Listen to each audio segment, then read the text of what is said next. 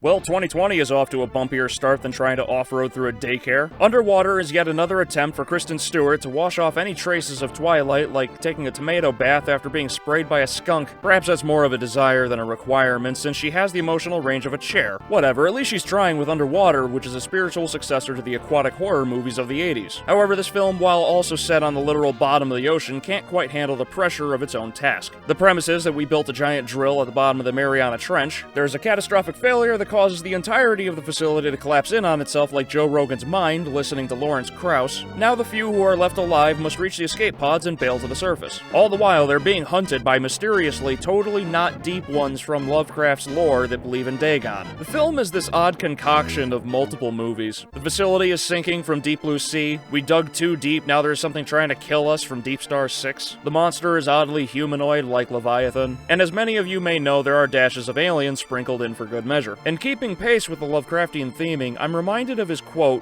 "Where are my Lovecraft pieces?" In brief, there was not an iconic moment unique to this film. There is one scene that is interesting on paper that would have had impact if it wasn't shown in the trailers, and it doesn't help that CGI is abused in this film like child labor in the Nike's shoe factories. It's not even good CG, it looks like it was rendered on a GameCube, and the only other scene that could have been iconic doesn't have the framing or the build-up needed to match the dive suit scene from Deep Star 6. Not to mention all the inconsistencies. We as the audience already have to bend over backwards like a contortionist to allow walking on the ocean floor to slide. Let me put 8 tons of pressure into perspective for you. You know those COPD commercials where some moron thinks an elephant is a lapdog? Alright, now replace the elephant with 50 jumbo jets. That's right, in any circumstance the cast would meet this level of pressure, they would be turned into Campbell's soup. And one would think that if the facility has any real amount of structural damage that it would have collapsed in on itself instead of retaining its shape like the tram tunnel. The cast hops on a tram to move the plot along, but the tunnel is crushed, leaving a small opening just to get through and is only partially flooded. This film treats water physics like Minecraft. Also, how did the monster get in there? Did they go to Raptor School and learn how to open doors? Not only that, but where did all these weapons come from? How much further backwards do you want us to bend? They pulled out a flare gun that works at the bottom of the ocean. At one point, Kristen Stewart is looking at a drill resembling the chainsaws the UAC ordered by mistake. Or how about at the end when a creature is slamming Stewart repeatedly onto a metal floor and her helmet doesn't even crack? What kind of armor is her helmet made out of? Mithril or plot? I feel like my bias is drowning in my criticisms. I want to give Underwater a middling rating, but I feel that wouldn't be accurate. I think the name implies it all. The film is confused, bouncing between a generic jump scare film and a psychological thriller like Jason Voorhees went to see a therapist. I think the literal giant metaphor misses the mark, and while TJ Miller isn't insufferable here, there are more cut-to-black teleportation shots than the number of loading screens in The Witcher 3. It is a real shame since this film could have had the longevity of the aforementioned cult films, but instead it will remain in the depths of obscurity despite its efforts to ascend, and the only thing people will remember about it are the gurgling of its last gasps of air.